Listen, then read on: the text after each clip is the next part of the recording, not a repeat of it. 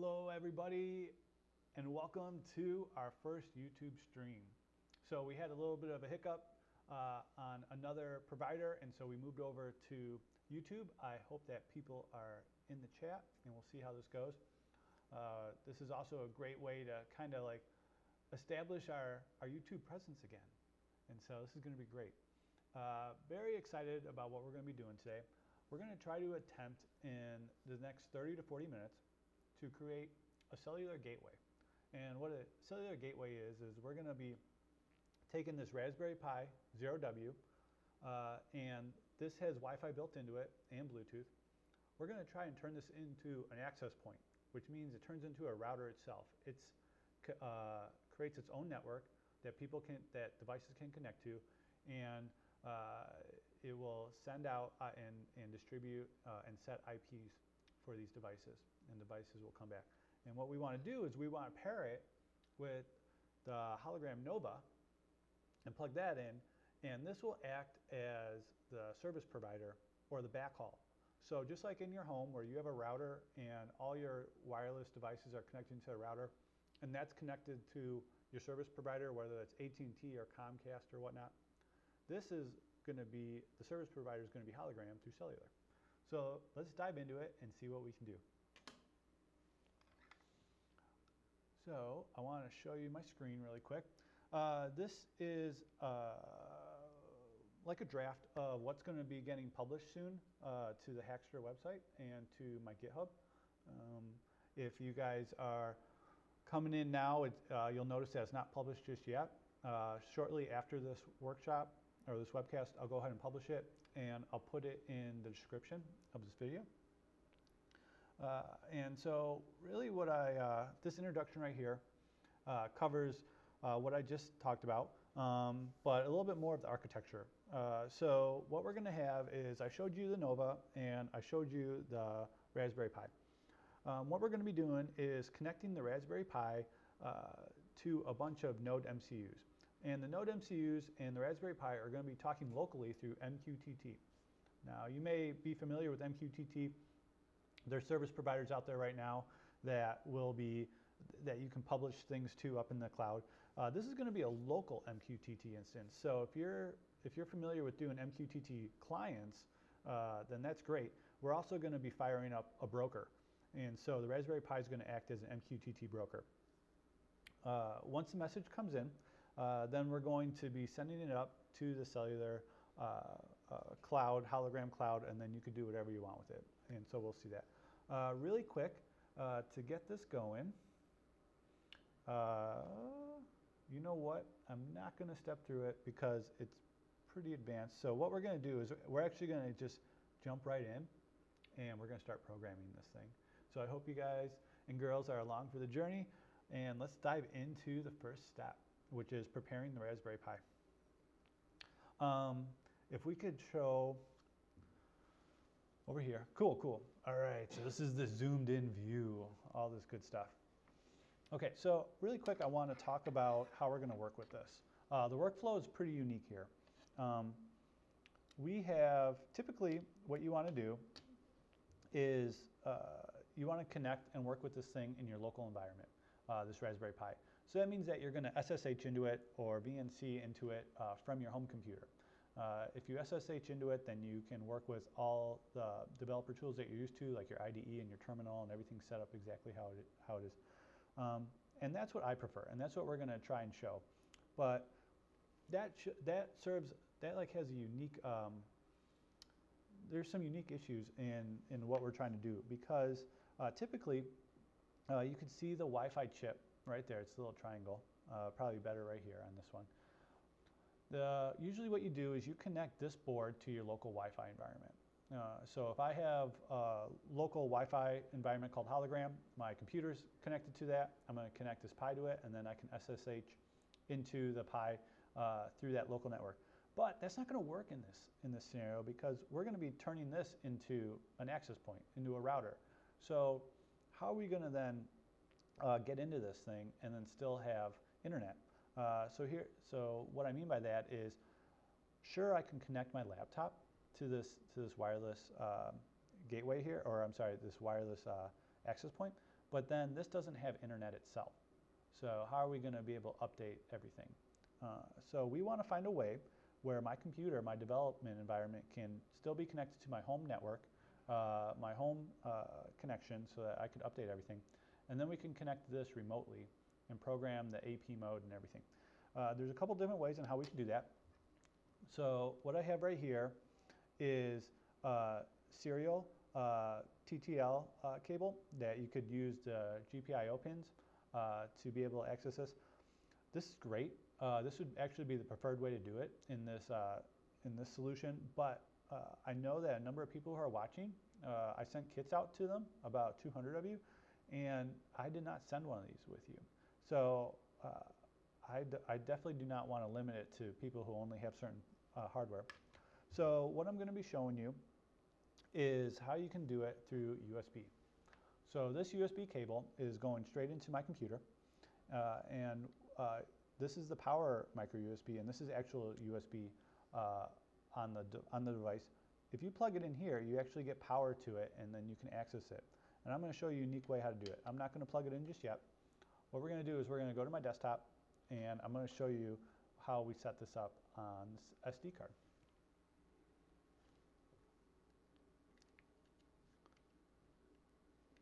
All right. Cool. All right, it's in.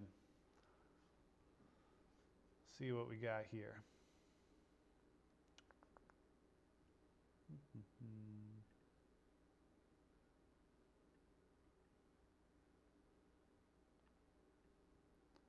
Cool. So I have a special piece of software that actually lets me see the Linux driver or drive. Not everyone will have that. It's a little pricey as well. But what you will see and what everyone will get is the boot drive.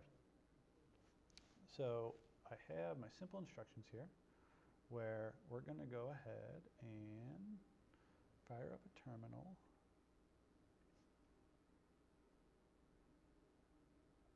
Nice.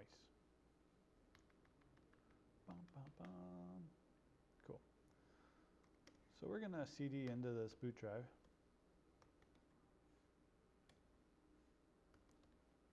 And we got a number of files in here. Coming down here, we're going to go ahead and set up the USB for a serial console. And it's pretty cool. It's pretty simple with Raspbian. You can just modify two files. So first thing is this config text. And I went ahead and did this already, so I'm just gonna show you what I did. All the way down at the bottom, go down here, and you want to add DT overlay DWC2. And so I have this right here. Add that to the bottom, save it, and I'm using Nano for it. This is just like a built-in IDE that you can use. All right, whoops. There we go. And then the next one that we're going to be doing is the command line text. And this is interesting. This is all on one single line. It has to stay on a single line. And we're going to scroll over to after root wait and before quiet, and we're going to go ahead and make sure that this is in there. Okay. There's root wait. Here we go, here we go. Awesome. And so modules load DWC2 G Ether. So pretty much what this is going to do is it's going to be able to establish Ethernet connection over USB. So we're going to exit out of this as well. And lastly, SSH does not come enabled right off the bat. So what you want to do is, let's see if I even have this here. I don't. So you just want to touch and create a file called SSH. All right. And then there it is right there. And what's that going to do is when Raspberry Pi fires up, it's going to go ahead and enable SSH for you. All right. So I'm going to go ahead and eject this. Or here. Cool. Had to get out of the drive because otherwise it's going to complain. All right.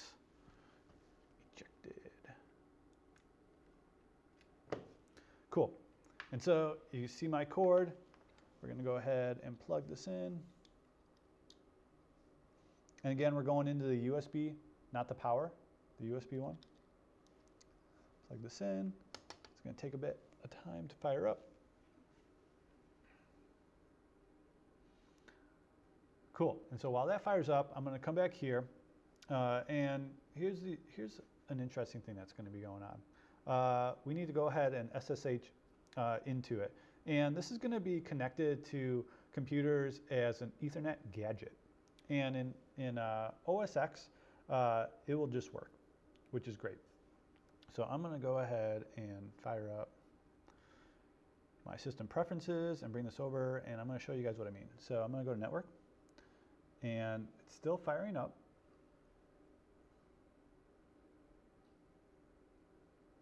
Here is the gadget. So what we want this to do is turn yellow and come up to the top.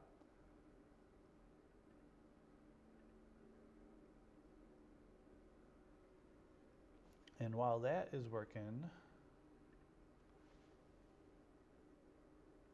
we're going to go ahead and come down here and check out what Windows is doing. So Windows is a little bit different. So there is the driver already inside of Windows, but you're going to need to do some manual love in order to get it going. So under other devices, it's going to be registered under there, and you're going to want to update the driver. Browse my computer for it. Let me pick. And then you're going to scroll to Microsoft and NDIS compatible device. You're going to go ahead and hit that, and then it's going to be able to connect, and you'll be able to SSH into it locally. So by doing that, we're all going to be on the same page. I could see over here that it's connected, it's yellow. So let's see if we can SSH into it. And this is a standard setup. So for those of you who aren't familiar with Raspberry Pi, an SSH, so we got to pick the username that we're going to be logging into. Pi is the default one. And then you can pick the host name. Raspberry Pi is the default host name. I recommend that everyone change that. And then we're going to use the default password, which is Raspberry. And oh my gosh, we are in. This is wonderful. So I'm going to go ahead and exit out of here. And here's one more thing that we need to do. And it's different on both systems. So you can SSH into it, and that's great. But on both OSs, they're going to prevent sharing your internet with these devices because it's a security risk. So you're going to have to explicitly say that you want to share with it. And I was silly enough, I just closed system preferences. Let's go ahead and open that again. Cool. All right. So as the instructions say, hit share. And then by default, you can see that I already had this set up. But internet sharing is going to be unchecked by default. And so what you want to do is, as you highlight these on the side, and this is for Apple, of course, I'm going to go ahead and highlight internet sharing. You want to pick the connection that you have right now. So the way that I'm getting my internet exclusively right now is through Wi-Fi. If I was docked, I would probably be getting it through Ethernet, my display Ethernet. So I would pick that accordingly. But right now it's Wi-Fi, so I'm going to pick that. And then I'm going to enable sharing that with the Ethernet gadget. I'm going to go ahead and enable that. Very cool, and that is on. So now all of a sudden my internet connection is shared. And this spells it out pretty easily. Hopefully 1, 2, 3, and then you enable it 4. That's a little interesting, a little backwards, but I hope that people get it. Where will these be posted? Where will all this stuff be posted? So my partner in crime, Chris, who's behind the boards right now, asked where it would be posted. So earlier in the stream right here, I shared that it was going to be going on Hackster and on my GitHub, and we're going to post a link in the description. I'm going to go ahead and mention that a couple times throughout the stream so that whenever someone's joining us, they'll be able to know. You definitely don't need to be rushing through this and trying to record everything. I'm going to share everything. It's going to be completely open, and hopefully get some feedback and see some cool things built with it. So after you share your internet, you're going to have to reboot your Pi in order to take advantage of that. So what I'm going to do is I'm already SSH'd into it. I'm just going to do a sudo reboot in here. And it's going to kick me out. I'm going to be disconnected from Raspberry Pi. And that's going to take a minute to start up. And once it starts up, so I'm going to go ahead and ping Google. And if I'm able to get a ping back, then that means the internet is successfully being shared, which is ultimately what you want. So this is something that I got hung up with before in the past. And so if you guys follow my instructions exactly, then it's going to work. One little thing that I want to talk about with connecting to Raspberry Pi like this, I really like it. It takes a little bit of time, just like 3 or 4 steps that you can do really fast once you're used to it. And the real benefit to this is when you're out and about and you want to program with a Raspberry Pi, but you don't have a shared network. I was on the train this morning, and I take the train in every day. And typically in the past, I would create a Wi-Fi hotspot on my phone, and then my computer would connect to that, the Pi would connect to that, and that was great. But now I just have a single cable that powers the Pi, and I don't need to worry about a Wi-Fi setup. I could connect just my computer to my phone, so it's not killing the battery so much, and then the devices through USB, and it's wonderful. It's a great developer experience. All right, so let's dive back into it. I'm going to connect really quick here.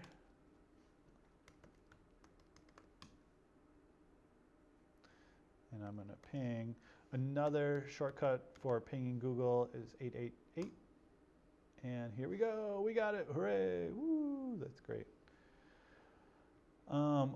If it wasn't working, you would get something back like cannot resolve web address.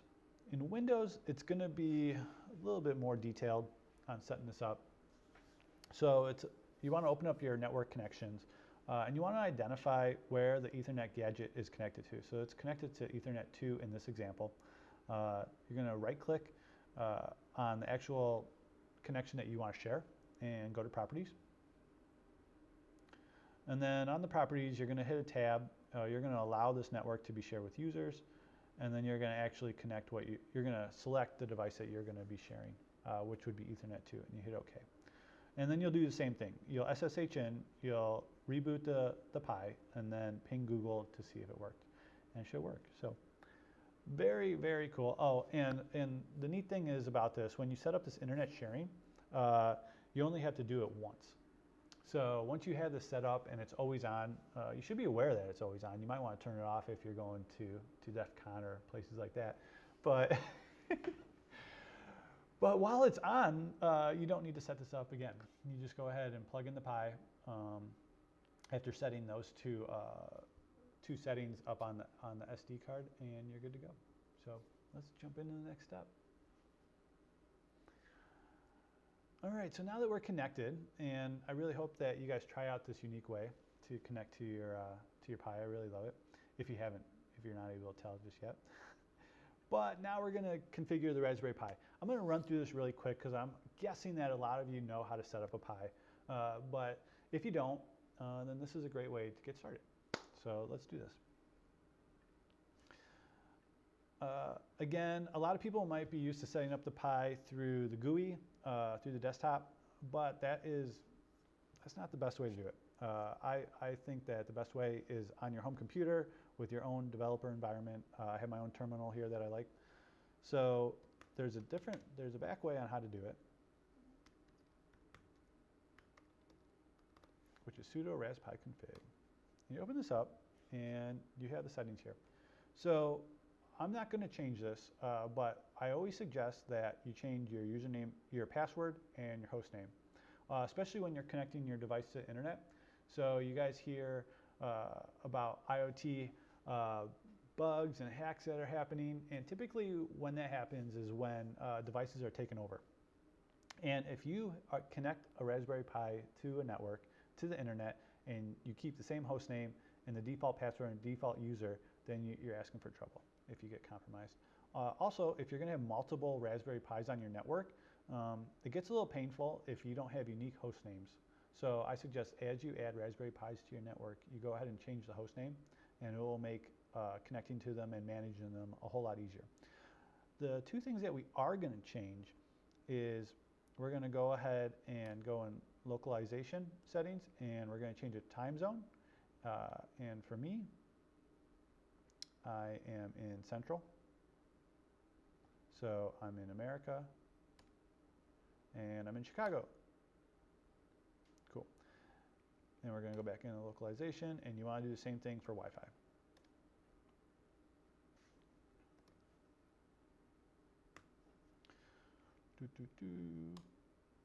There we go. Cool. Now, they're not going to ask you to reboot on that. One thing I want to touch is another optional thing is interfaces. So SSH is already enabled. That's what we did through the boot drive. But you might also want to come in here and enable other inputs, outputs as needed. If you were using this thing right here,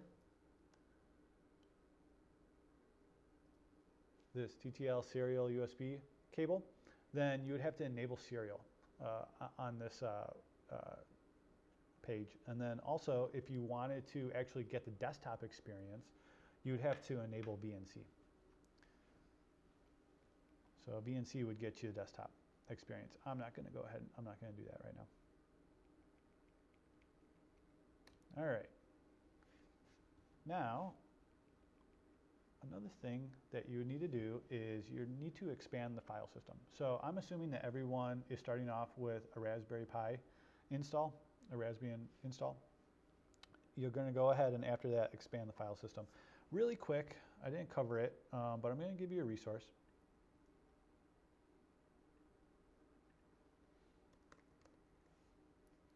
So Iterating is a great tool made by the awesome team over at Resin.io. This is a really neat open source free tool where you go ahead and you can burn images to SD cards. And what's really helpful is you don't need to go through the Raspbian noobs. You can just go ahead and go to Raspberry Pi download. So I know that this is a little segue, but bear with me. For those who don't know this, I'm just assuming this is going to be really, really helpful. So a lot of people go noobs, and then there's a GUI similar to how like you install Windows on a device, and it takes forever. What I recommend is you download Raspbian. And so when you download Raspbian, you're going to go ahead and just get the image file, or I think this comes down as a zip. And what Etcher does is they're going to go ahead and take that image as a zip. Straight on, you pick your SD card and you hit the button flash, and it will do all the magic for you. When you pop that SD card out of your device and you put it into your Pi, it's just going to work. So no reason for noobs. All right, little segue there. Thank you, everyone. And I walked through it here.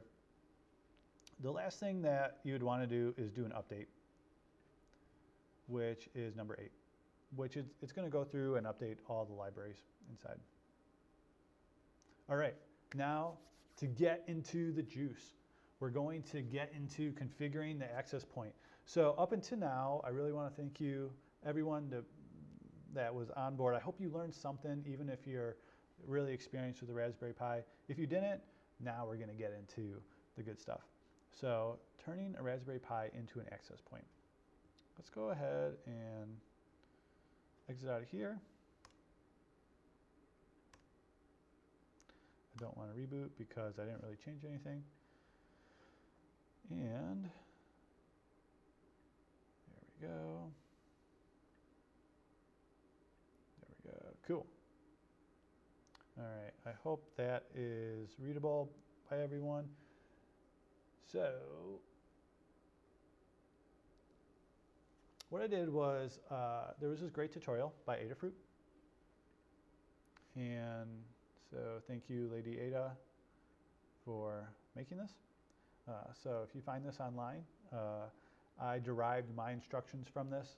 So this is a little verbose, and they do a different method on a few things, and they're backhauling through an Ethernet, where we're backhauling through cellular.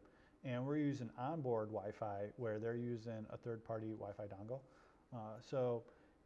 Great instructions. I really, really appreciated them putting it together.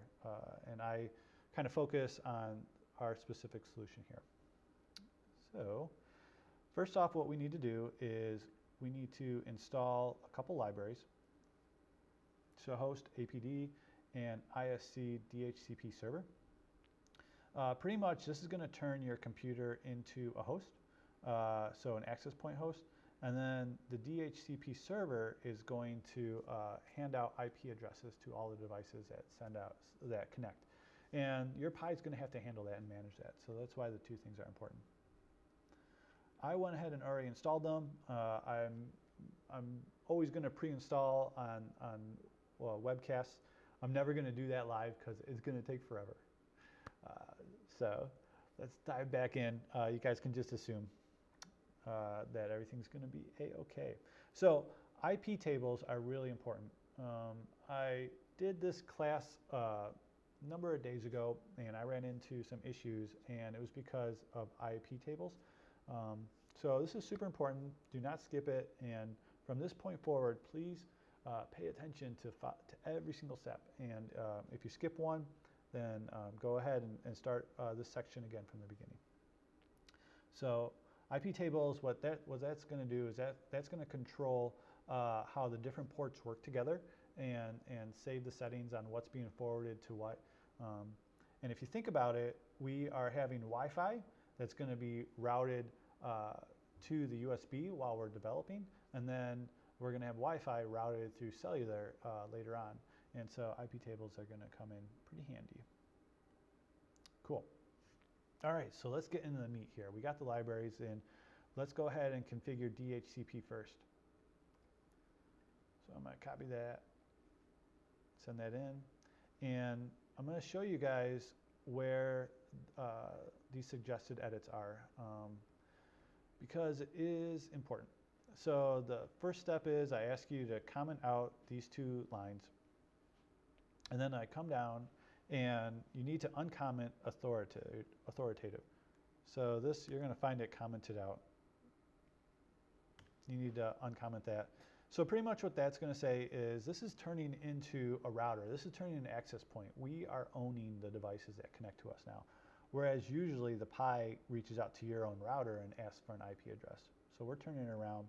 The Pi is the boss, and the Pi is going to be happy. The boss Pi. I should get a sticker that says the boss Pi. Right? Yes. I should. Boss Pi. Comment if I should get a boss Pi sticker. And then if you guys see me at an event, I'll make sure to hand it out to you. Okay, and at the very bottom here, we're going to be setting the range. So if we're going to be handing out IP addresses, we need to define what that is. I want to point out to you guys and girls that 192.168, that should stay the same always. There's 3 types of IPs that are available for local, and 192.168 is one of them. 10.0 is another, but for this tutorial we're going to be doing 192.168. And then you want the next number set to be unique. I'm picking 42, Adafruit picked 42, I picked 42, 42 works. And I found that Stack Overflow and a number of other great websites that refer to AP mode on the Raspberry Pi, they automatically just have 42 built in. So that's a little, that's The answer. it's 42 is the secret number, guys. The answer. 42 is the answer? Yeah, from Hitchhiker's Guide. For what? From Hitchhiker's Guide to the Galaxy. Is it really? Yeah. Oh man, I'm showing that. Culture references. I am showing that I have no idea what Hitchhiker's Guide to the Galaxy is. I've never read the book or watched the video. Thank you, Chris, for that education. All right, so our range is going to be from 10 to 50. And we're going to go ahead and define the static IP for this Pi, which is going to be the router, which is 42.1. And then domain name servers, this is actually Google. And this is going to work for us. So we're going to exit out, and I'm going to hit no. All right. I'm going to clear that. Cool. So now we're rocking. We're going to go ahead and now set what interface the DHCP server is going to expect connections on. And so you scroll down here, and depending on the version of Raspbian that you have, it might say interface or it might be like mine where it's interface v4, interface v6.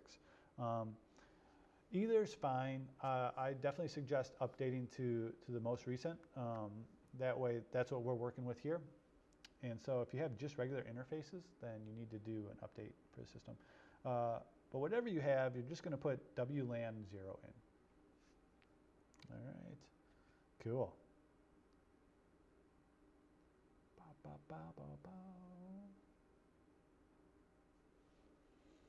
So I can't assume that this is a fresh Pi that you guys will be setting up.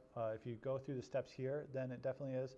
But if it isn't, then your wireless might be connected right now. So you want to go ahead and bring that down with sudo if down wireless LAN. And then we're going to go ahead and set the interfaces. Now this is an area that if you have an existing Pi, you probably have other things set up here. So my suggestion, this file is really important. So my suggestion here is that you get your interfaces file looking exactly like this. If you have other rules in here setting up interfaces, go ahead and comment them out, keep them in there for reference for the future, and then go ahead and add the new lines in. Okay, so let's walk through this file really quick. The Ethernet and the loopback isn't that important, but they're in there. So here is the USB 0. We put it above the wireless LAN. So right now we're working through USB 0. This is the network interface that we're working through while we're programming this thing. It will work out of the box when Raspberry Pi is not a router. But right now we're setting Raspberry Pi up as a router. So the moment that we reset it, these interfaces rules are going to take effect. So it's important that we get this right, because the moment that we do a restart from this point forward, we might not be able to SSH back in if we get this wrong. So we want to go ahead and have USB 0 go through DHCP. And it's important not to assign a static IP to this. We are in the middle of setting everything up. So it's kind of like a weird state to restart. So what you could do for the static IP to take effect right away is run this command. And this will assign a static IP in the state that your device is in right now. So I'm going to run ifconfig, and you guys and everyone will be able to see that I already have mine set up for this. Where is WLAN? Right here. Cool. So 192.168.42.1. Now the reason why USB 0, this is an interesting thing, why you don't want to put a static IP address on it, is because my computer is actually going to be assigning the IP on this. So you can actually see it's .2 here. So it doesn't fall under the 42, which the Pi is managing. Cool. All right. So back to the next step. Now that we have the DHCP configured and the interface is configured, we want to go ahead and define how people are going to connect to the Wi-Fi. And this is the host AP config. And this is where the juice happens. All right, so you guys, everyone here will be able to pick out a few things that make sense to them. It's really important that there is no extra spaces or commas or single lines or whatnot. The formatting is really important. This file is very finicky on it. But of course, the interface is WLAN 0, so we're going to be configuring this now. Your SSID, I would say you do not change anything on this code snippet here, except for the SSID and your passphrase. So the SSID, for those who don't know, that's going to be the Wi-Fi name that's going to be broadcast, and the passphrase is the password. So it's as simple as that. So everyone here, if you come over to our offices, you'll be able to connect to Friendly Raspberry, and the password is hologram. Woohoo! Whoops. There we go. Awesome. So now what we're going to do is we're going to go ahead and configure the daemon. Now this is interesting. This got me tripped up a little bit. So over here, there's two things that you're going to be editing for host APD. And I always got hung up where my eyes are moving too fast and I skipped one or the other here. So it's really important to go slow on these two steps. There's two files that you're going to be configuring, and they look very similar, so that's why you can get confused. But over here, Damien config, that's going to be commented out, and it's going to be an empty string.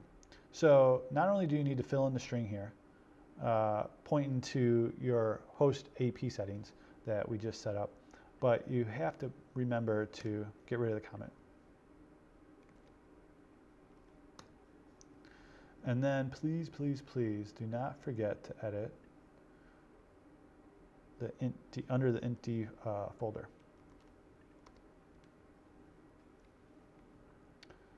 All right, and this one will not be commented out, but you're going to go ahead and post in the same thing, the host APD config. All right, that had me tripped up like no one's business. So from there, we're almost set. The last step is the network address translation, or the NAT. So this is where the table library comes in. We're going to go ahead, and this is also where things get a little unique going forward for this tutorial compared to others. So right here, this file, or this line, uncomment this. Do not uncomment the IPv6, just the IPv4.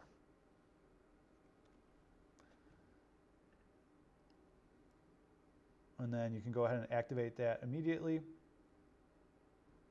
with this command, which mine's already running. And then here are a number of commands that are going to set up the IP tables for forwarding. So I already set this up, but I'm going to walk through this. So you're going to be masquerading the USB 0, which means that you're going to be pushing stuff through one network interface to another, and you'll be able to manage multiple devices on it. So it's really important to get wherever USB 0 and WLAN 0 is stated to get that right. And then you're going to go ahead and run these rules. And then you should be able to see that everything is set up. So it's super important to get this right.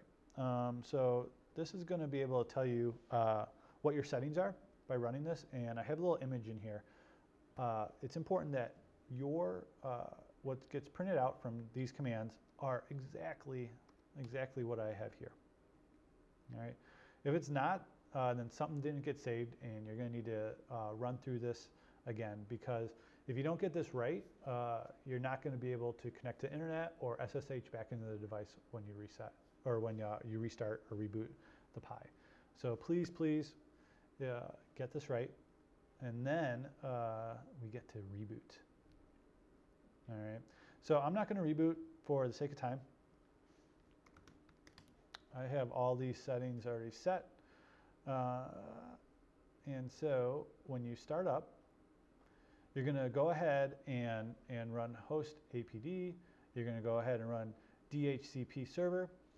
And you should get this Wi-Fi, the friendly Raspberry Wi-Fi going. And if you want, then you can go ahead and see the logs as things connect. And I'm going to go ahead and close out of this.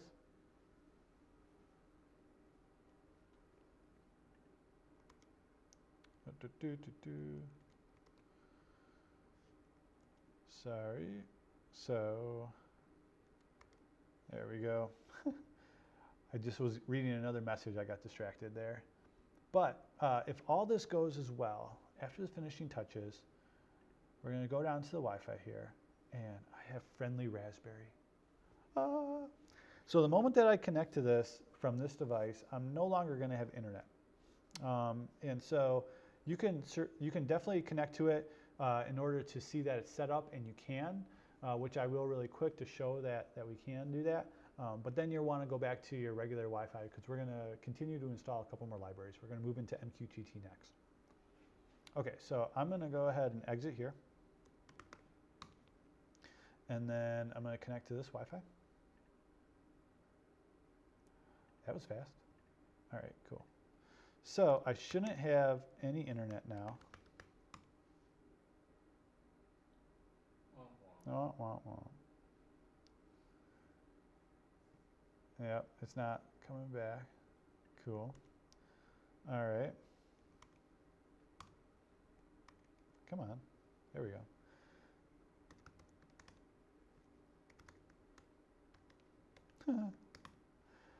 Awesome. But what you can do is you can SSH back into here. But now I'm not going through the cable any longer. I'm actually going through the Wi-Fi. So this can be sitting anywhere else, wherever you can access Wi-Fi, and you can SSH into this. This is another way that you can do this. So that's super cool. And what was the last thing that I wanted to show with this? Oh. Oof, I forget. So this is like pretty brutal here. Let's see if we can find this. This is the new MacBook.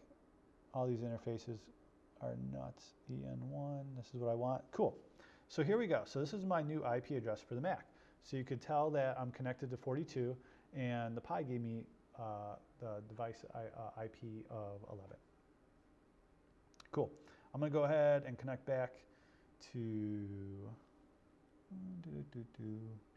mHub guest, where I'm at right now. And how are we doing on time? All right. I kind of like fell in love with these steps up above just because I love the workflow on this. So my apologies. But now we're going to dive into MQTT. Again, MQTT is going to be the protocol that we're going to be using on the local Wi-Fi network that the Pi is going to be broadcasting out. We're going to have a number of nodes, NodeMCUs broadcasting data in, and then the Pi is going to consume it. And then we're going to have another script that actually subscribes inside the Pi, subscribes to the broker that's running off the Pi. I know that's kind of weird. And then we're going to be running some logic on it. So let's see what we can do. Awesome. All right, so just to verify, oop, I'm back on there. I do not want to be on that Wi-Fi.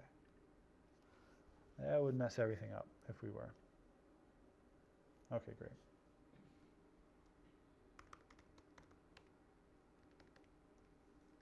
Let's just ping and see what I get.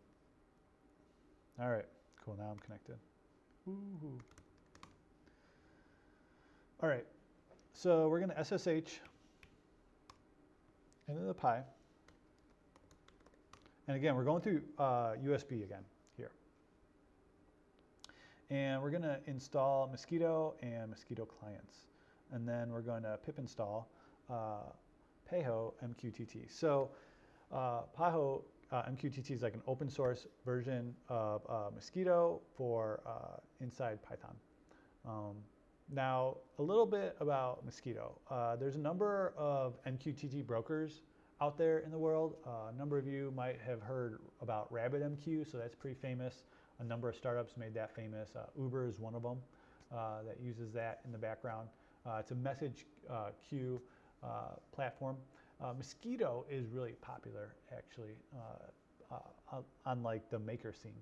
So it's super simple to get it going, and that's why we're going to be using it here as well. It's not as robust. It can certainly be robust, but it has a really nice onboarding experience, and it fits perfectly into what we want to do. So let's dive into it. Cool. So we're going to go ahead and install these 3 libraries, and it's going to take a little bit of time to install. Fortunately, I already have it in here, and Mosquito is actually running in the background, and I'm going to walk through a little script that we're going to be running right now.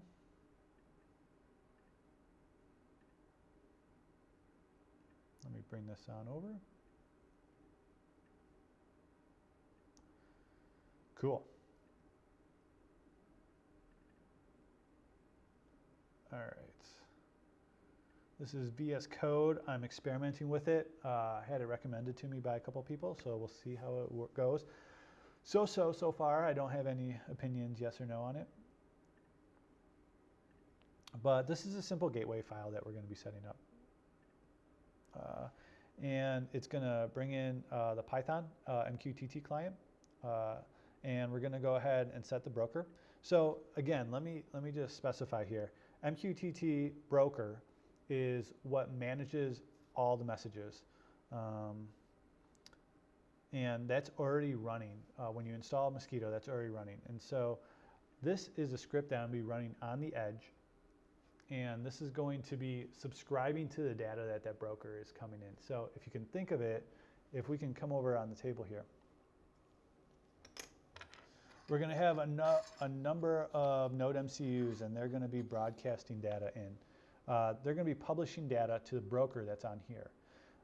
And that's one thing that's separate. And then you're going to have a Python script running in here that's subscribing to that data that the broker is managing. That's a totally separate thing.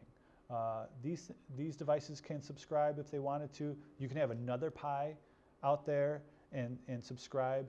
So you could really like make a mesh here. Well, it's not necessarily a mesh, but you can get pretty fancy with your network here, especially on the zeros. So you're going to hit a wall pretty quick with this project on compute power. So if you wanted to just have the broker just run on here, you have your edge logic happening on this side, and then you go ahead and have your external networking happening here, which means like you go ahead and send stuff through cellular here. That's a pretty interesting architecture. We're not going to be doing that, although I'd recommend it. Again, the constraints for this workshop, this webcast, is just this right here, or just that. So let's get to it.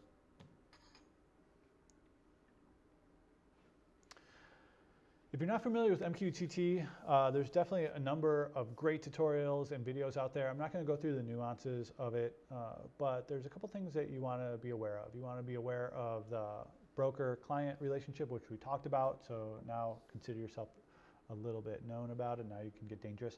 And the other thing is topics. So you want to learn about topics. It's a really quick thing to learn about, but pretty much you don't want your devices publishing and subscribing to this global set of data. So this is where MQTT introduces topics, where you could have a subset of what you're listening to and what you're publishing to. So we're going to be publishing to a topic called node value. And there's some neat things that you could do with this. If you have multiple devices doing it, then you can actually have like device 1 be 1, and then you could subscribe to device 2. Or what you could do is a wildcard. I think pound is a wildcard, and that would then subscribe everything that's going to node. So topics is really interesting. We're just going to do this for simplicity. And then we have two functions here. Unconnect, we want to go ahead and have it tell us that it's connected. And then when it receives a message, we want it to print out the client that it got it from, the topics, and the message itself to the serial. So with those two functions, we're just going to go ahead and instantiate the client. We're going to connect the onConnect and the onMessage functions, and then we're going to connect to the broker. Again, this is a script that's running on the Raspberry Pi, and the broker is local. So here, it's the local host. Everywhere else, it would be the actual static IP of the router that they would be connecting to. I hope that makes sense. If it doesn't, that's okay, because we're going to be programming the NodeMCU coming up, and you'll be able to see it there. And then the MQTT library has a really nice loop already, so you just do loop start. And then I do not want this script to die out, so I'm just going to run this indefinitely until I close it out. All right, so this is already uploaded on the Pi, so Gateway Pi. So what we're going to be doing is we're going to see what we can do here. All right, so MQTT is already running. I'm going to go ahead and subscribe on this. So see here, what we're going to do is we're going to do Python. There we go, Python Pi. We're going to run this. It is connected, great. And then I'm going to connect my NodeMCU. So I'm just going to apply power to this. And we should see messages come through. Let's hope that we do, huh?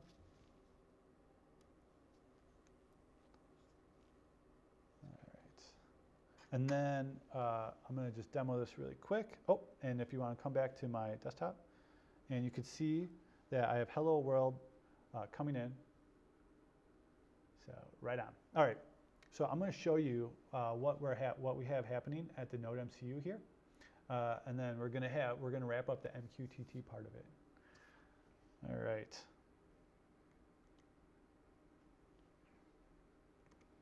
Cool. All right. So I'm going to go ahead and grab my other cable.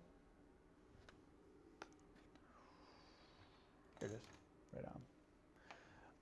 You gotta love the new Apple with all the special USB-C cables. I spent so much money like getting all this because a little OCD. I don't want to have a hub for everything. All right. I'm gonna, well, actually I have this running. I'm just gonna keep it there. I'm gonna grab this other NodeMCU. We're gonna connect it to the computer. This is actually running MicroPython on it right now, but we're gonna have to overwrite it with the Arduino IDE again. Ooh, I love MicroPython and CircuitPython. Little love. Check out CircuitPython and MicroPython. I really love the Trinket M0 that Adafruit put out with CircuitPython built in and the SAMD chip. It's amazing. I love it. So go get it. It's like $7 or something like that. Awesome. All right. So little ad for Adafruit. Thank you. I'll take my commission. All right. Where are we at here? Let's go ahead and hide some of this stuff. I'm getting a little busy.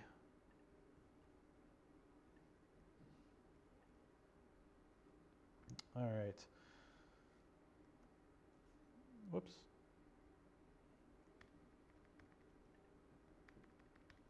Whoa, you cannot expand the text, increase the text on the Arduino. Yeah, you do an edit. Nah, I don't want to do that. Sorry, team, we're running low on time here, so we gotta get going. I stole some code here. Stealing is great, isn't it? Totally is, everyone. Let me show you where I got it from really quick, because I need to give people deserve. There we go. Cool.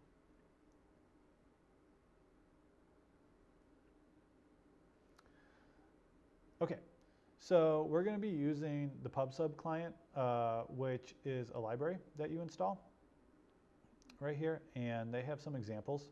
And so I went ahead and took this ESP8266 example, and I pretty much copy and paste it word for word here. I did change these three constants, and then down below you're going to see that I changed the topic. All right, so let's get out of here. If you're not familiar, the ESP8266 or the NodeMCU, you program it through Lua, but you could totally do C++, which we're doing here. It's really, really easy. You could look up how to add the board, and I'm just going to show you guys really quick, and I'll have this in the documentation as well. But this JSON right here will be able to define the board for the NodeMCU and a number of others that use the ESP8266. And so once you have that, then you have all these boards here. Look at all this the library gives you, all these boards, which is pretty awesome. So we're going to be picking the 1.0, and then we also added the library PubSub client. I'm assuming you know how to add libraries in Arduino. If not, include library, manage libraries, and you go ahead and do a global search, and you just install it. So we're going to include these two, and This is not connected to the Raspberry Pi directly, and so we're not going to be using localhost. We're actually going to be using the static IP that we assigned to the Raspberry Pi here, and we're going to tell it to log in locally. And this is just setting up. So C++ is a little bit more verbose, right? You guys saw the Python code running on the Pi that was subscribing to data. C++ is a little bit more verbose. So, you know, this is a great example to walk through it. The functions are really clear, but it shows you, like, once it's connected to the Wi-Fi and gives you an IP address, and it attempts to reconnect if it can't. So this is a great verbose little script. And what it's going to be doing is every few seconds, it's just going to be publishing a message to this channel node/value. And pretty much all you want to do is flash it here, and we're going to go ahead and do that. I'm going to show you my setup here. So if you guys want to take a screenshot of that. All right, and we're just going to go ahead and publish that up. We're going to open up the serial monitor.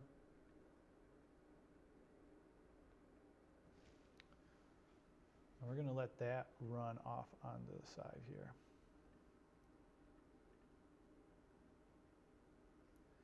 So I'm going to give everyone the links to how to set this up, and it will be super simple. And we're running low on time, so I think we're going to have to cut it a little bit short. But before we do that, I want to recap what we did. So we went ahead and set up the Raspberry Pi in a headless mode, which is really cool. Headless means that we didn't need a monitor, we didn't need a mouse. We went ahead and turned the Raspberry Pi into a router, into an access point, which is pretty awesome. We then installed MQTT and got a local broker going and ran a script that would subscribe to that broker all on the same Raspberry Pi. And then we connected a NodeMCU through MQTT, and that started publishing to the broker. And so then we were seeing the subscribe messages come out in the console. Super cool. We then walked through the ESP8266 and programming that and sending it in. The one last step is now backhauling all that into Cellular. And so we're cutting short on time. So what I'm going to do is I'm just going to show you the script, and then I'm going to see if there's any questions. All right. So this is up and going, and this is already broadcasting messages. So that's pretty cool. But yet my script isn't running. So let's just like run this. And there we go. It's like coming in again. And you could see it's iterating. So we had an older Pi running, and so you could see the higher numbers, and then we have the newer Pi programming that we just programmed, and that has the lower numbers. So they're both broadcasting in. All right. Newer node, older node. Yeah, one's bald, one has plenty of hair. Cool. Okay. So I loved showing this to everyone, but let's wrap this up here. All right, so here's the gateway, and here's the gateway with Cell. So for those of you who's worked with Hologram, it's super simple. If you're publishing data to the cloud right now through the Hologram Nova SDK, then you could pretty much do the same thing here. I did it quick and dirty in this solution, so let me just show you what I did. So I imported the Hologram Cloud Library on this, and then instantiated it out. The cool thing is we're just creating a dictionary here. This is where credentials go in. For those of you who don't know, there is a temporary one-time password that the Nova generates, which is super secure, so you don't need to be creating any keys of your own. And so instantiating with just the empty dictionary will do that. So that's super cool and super secure. I'm then calling the network connect, and then what we're doing is when we have a message come in, I'm just sending this up to the cloud. And you could see it come through the cloud.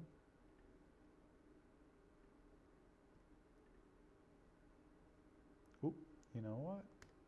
Let's refresh this. And here we go. So I had hello hologram coming through the cloud, which that was the message that the devices were publishing. Now, this is super simple, and also I would imagine that you would want to do some edge compute before sending it up to the hologram cloud.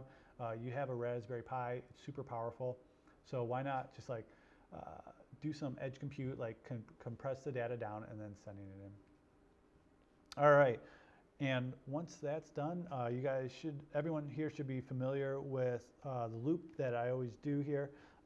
It's an everlasting true loop. You could go ahead and start this up at startup, but if it ever crashes, you want to go ahead and disconnect from the network there. And this is pretty much all the time that we have left. Our hard drive is filling up here, and pretty much we have a couple minutes. So I want to say thank you very much for joining us here. I'm going to throw the code up probably in 1 hour. I'm really excited about this project because it enables so many different things. Think about also like Bluetooth and everything, and LoRaWAN on the edge. It's going to be great. It's going to be awesome. Gateways are definitely the future. So until next time, keep an eye out for this to be posted, and I hope to see a lot of tutorials and other examples up on Hackster. Thanks, team. See you later.